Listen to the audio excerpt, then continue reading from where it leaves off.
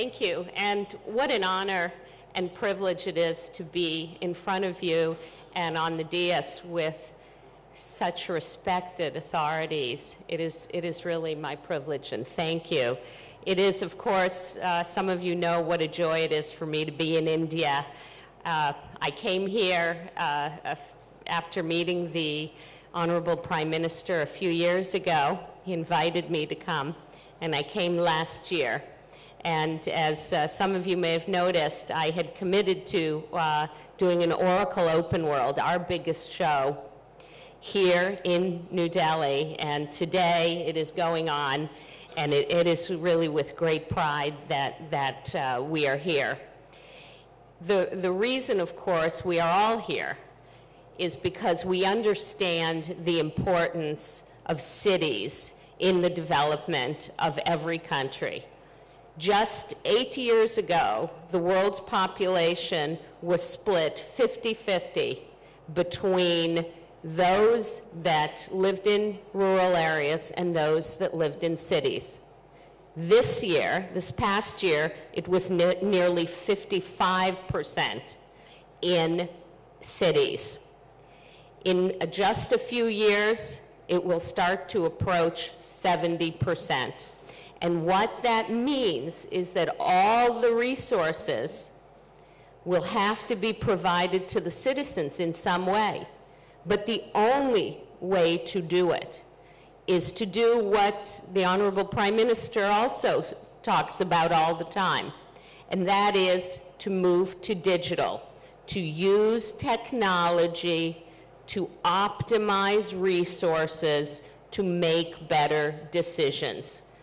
Companies, commercial enterprises have in many ways led this path with social media, analytics, Internet of Things, big data. All of those are being harnessed on the commercial side to make better decisions, to leverage assets. And in the past few years, cities and states have done the same thing. And of course, many of you are here to learn from each other and see how best to serve your citizens.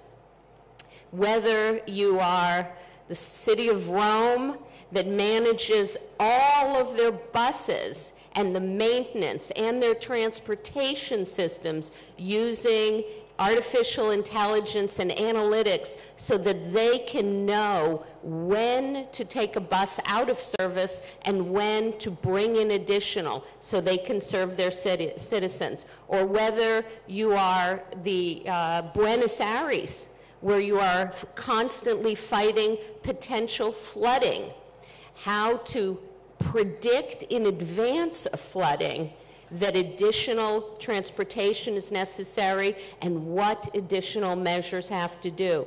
Or the city of Atlanta, which engages and includes its citizens by talking with them and monitoring and communicating with them through social media. Or, of course, whether you are Maharashtra state, where half of the citizens in the state already live in urban centers.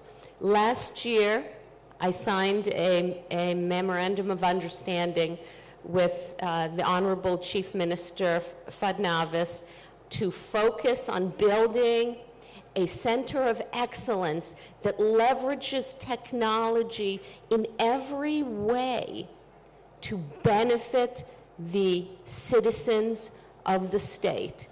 And just 2 days ago, I signed a memorandum of understanding with Chief Minister Das on to also focus on bringing the best possible technology to those responsible for bringing safety, water, transportation, parking, and really all services to the growing populations of cities.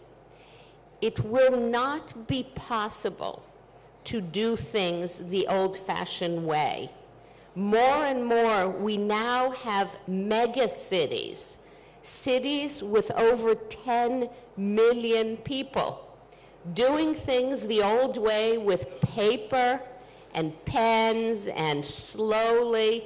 That's simply not possible, and no one is leading the way more than here in India, because you have a complete understanding of the digital capabilities that can bring together all of the capabilities that are now beginning to be harnessed both in commercial enterprises and through the use of the cloud.